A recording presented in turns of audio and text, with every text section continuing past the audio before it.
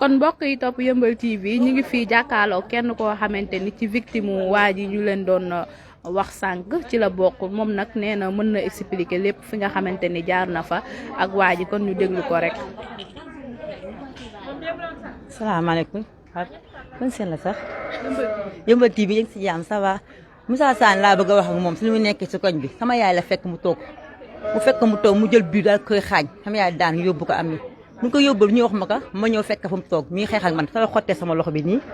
xotti sama loxo bi sama raq bu góor bi mu jam ka ma dem police Yeumbeul bees bii police Bara Gaye bi ma dem clamé wax ak ñoom ñu ma dañ koy jël si ba si kanam dañ ko jël si ma toogaa ba si kanam 1 heure ma demaat soññu leen ñëw jël sugul xale ba léegi police bi daal di ñëw ak CFA4 Yeumbeul bii bu ma demee si CFA4 bi ñu ñaar ñu toog police bi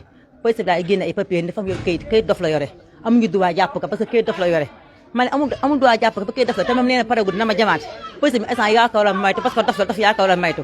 ma daa dem sama yoon mooy xëy di liggéey ma xëy suba teel di xëy liggéey mu woo ma gestu ma woowee ma gestu ma ko lan la mu la xàmme naa la di xandaalu nga dëkk dama lay bojj paaka bi maa la koy bojj ma demati sama papa wax ko ñëwati CFA4 bi waat waxaat ko CFA4 demaat seen kër ñu CFA4 bi wax ma mu ni moom waxuma loolu ma koy yaa ni paaka baa ni nga may bojj police bi ni ko instant kon yaa war a maytu parce que nee na da lay bojj yaa war a maytu ndax moom bu la gaañee nga pett tey boo ko gaañee nga tëdd kaso man ko jeex na ma ba léegi paaka laa yow sama saag di ko sédd saa yu ma ko gisee dama koy maytu vendredi ñi balee jàkka ji mu fekkaat si jàkka ji dagg ay saaga ndey même soo ma ne waxaat ko sama papa lu may def am seede ma ne sama papa li ko papa Moussa Sane mi si jàkka ji dagg ay saaga ndey sama papa ne def loolu da leen def dara bàyyi ko noonu lu mu nekk dafa bëri moom ku ne lay gaañ man sama loxo bi moo ko def ni gaañ sama raq bu góor gaañ sama yaay ñu ñett yëpp ku ne am na def na plainte baa ngi si police Yeumbeul bii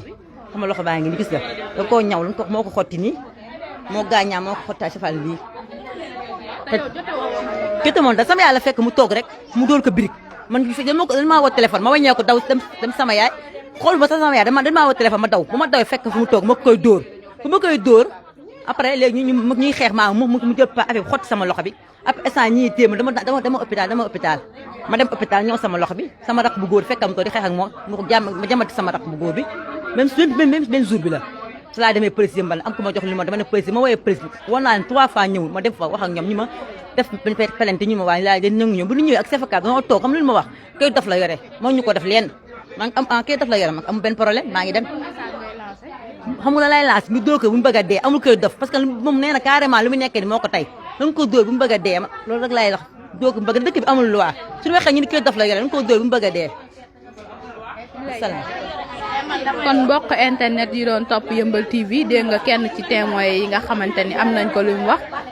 Moussa Sane moom muy wax fekke woon nañu jour bu nga xamante ni dafa am ku mu jotaloon daf ko bàyyi ba muy julli timis mu dugg ci jàkk ji jël paaka jam ko jour boobu ba jàkk ji sax dañoo dagg julli gi ñu daw rawalee kooku kon lii ay ñaawteef la yoo xamante ni donte bu yoree këytu dof sax loo xamante ni lu ñu war a gaawut saafara la ndax day semer terreur ba pare ñëpp seen vie en danger la nekk parce que du jot ak yow dara dalay jekk rek dóor la dara loo xamante ni doo ko foogee kon nag autorité yi donte moom këyitu dof la yore sax war nañ cee wut ay saafara